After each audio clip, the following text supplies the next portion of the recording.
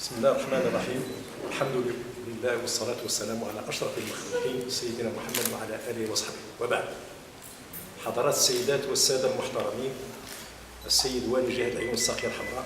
السادة ممثلي الهيئة القضائية، السادة ممثلي السلطة الإدارية والمدنية والعسكرية، السادة المنتخبين ورؤساء المصالح الخارجية الإدارة العمومية،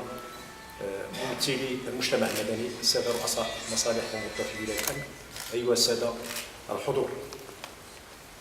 أتشرف اليوم أنا وزميلي مدير الموارد البشرية نيابة عن السيد مدير العام الوطني بحضور هذا الحفل البهيج والمتعلق بتنصيب والي الأمن الجديد على رأس هذه الولاية العزيزة على قلوبنا جميعا، لما تمثله من ملحمة نضالية ووحدوية في تاريخ المعرفي المعاصر.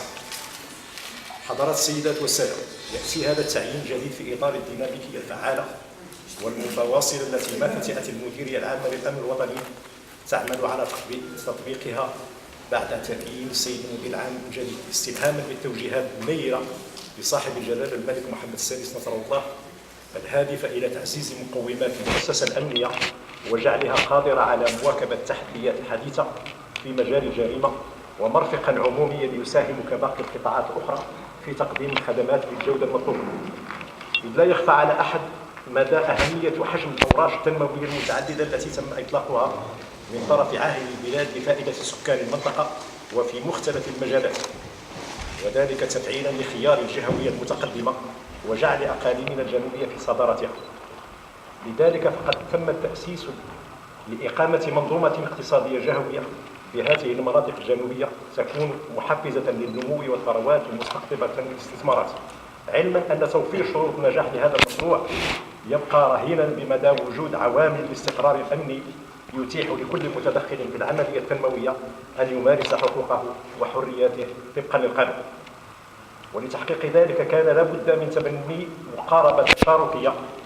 يساهم فيها كافة الفعاليات الوطنية، وذلك رفع التحديات المفروضة على بلادنا سواء على المستوى الداخلي أو الخارجي، وذلك انطلاقا من تفعيل شعار الأمن مسؤولية الجميع، إذ لا يمكن تحقيقه إلا بتضافر الجهود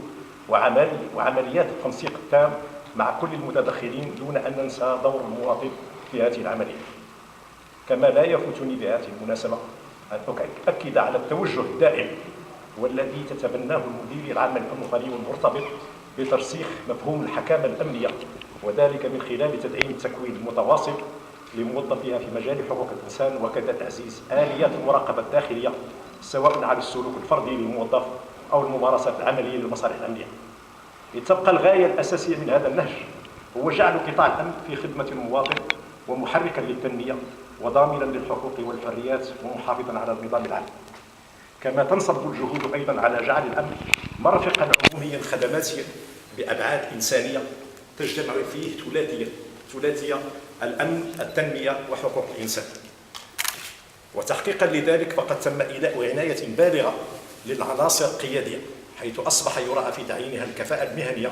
والفاعلية في أداء المهام، وكذا مدى التزامها بأخلاقيات المهنة الشرطية وتجاوبها الدائم مع باقي الفاعلين المحليين سواء كانوا سلطات عمومية أو منتخبة أو تنتمي للمجتمع المدني. كما أود أن